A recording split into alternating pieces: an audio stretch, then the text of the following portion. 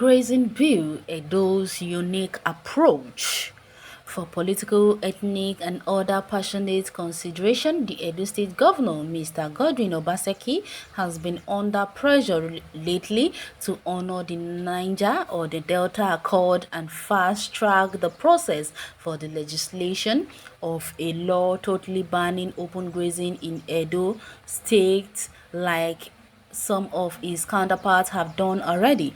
While it may be compelling on the governor to do same for the purpose of political correctness and get applause or encomium from teaming members of the public, especially on the social media, who have chosen to paint the governor's assumed disposition towards the proposed law with diverse forms of political coloration.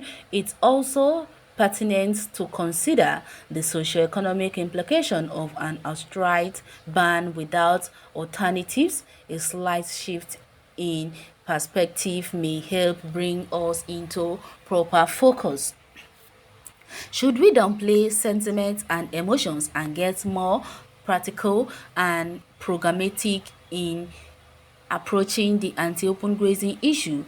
We may yet involve a more practical plan that would not only put a stop to open grazing but at the same time guarantee a socio-economic leeway for a dose.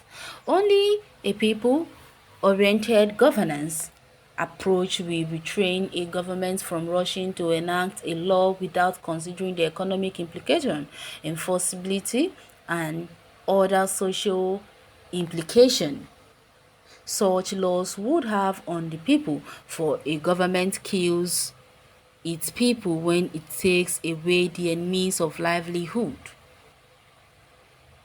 About 75,000 cattle are consumed in Benin City alone annually. What happens then to cattle meat dealers, wholesalers, and retailers, who are mainly Edo's? As a matter of fact, majority of cattle owners in Edo State are Edo indigenes who employ Fulanis for the husbandry of these cattle. Some people have suggested an outright boycott of beef. How many of them have really stopped eating meat from cattle? In this country, talk is cheap. We have to we have to be realistic and practical in our approach to issues.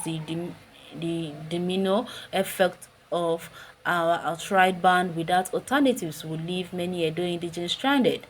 This consideration constituted the background for the recent Edo Stakeholders Summit on the purpose anti-open grazing law, which allowed the people a say in the making of the said law.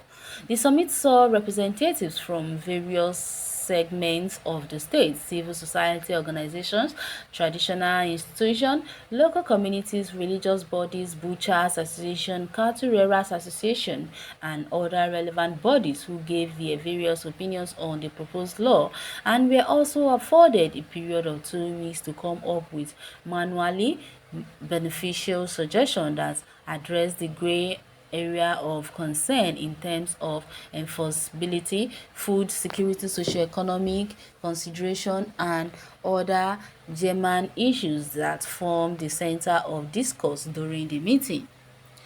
That open grazing must give way to a modern approach to animal husbandry in inevitable as the global community is no longer in synchrony with the nomadic approach that has continued to create rifts between host communities and others. It's also pertinent to state that the cattle business provides sustenance for a large number of people in the states who are mostly adults, and as much while enacting a law prohibiting open grazing, alternative ways that sustain the cattle business should be proffered in the same law.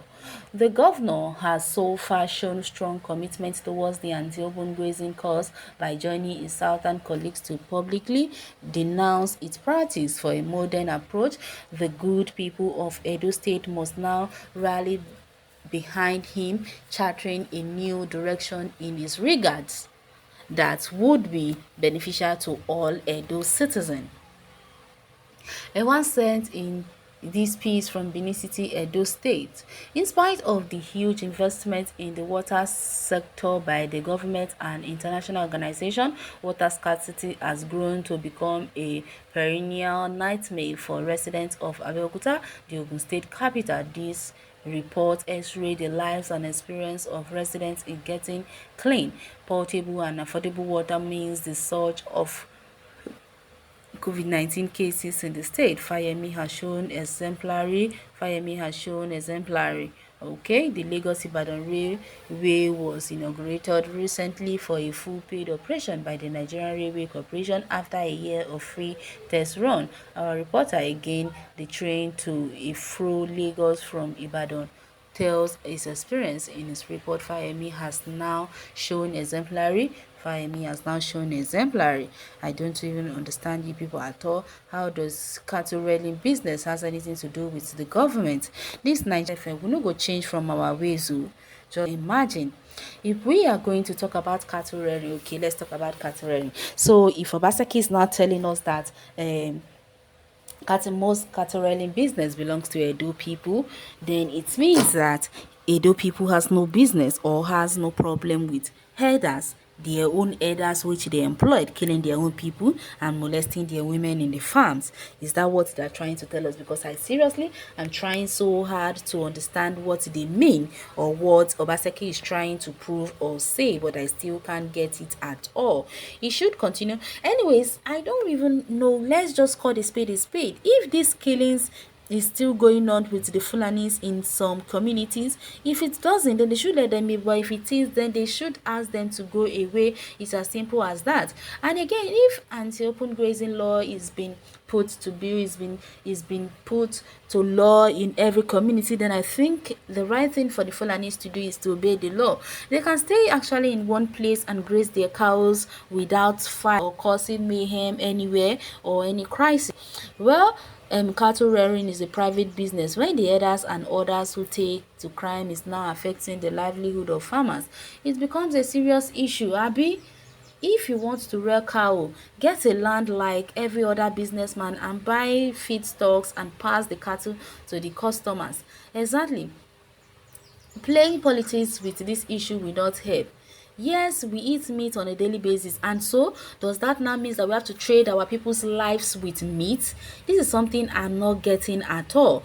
We will continue to eat meat. Let the business of cattle rearing be done in an orderly manner. Exactly, they should do their cattle business in an orderly manner without mayhem or without creating problem for the rest. You can't use your own business to stop another person's business. Now which kind of matter be that one now? How you go use your reggae to spoil my blues? It's not possible at all. But you can go to the comment section and share your take on this article. Thanks for listening.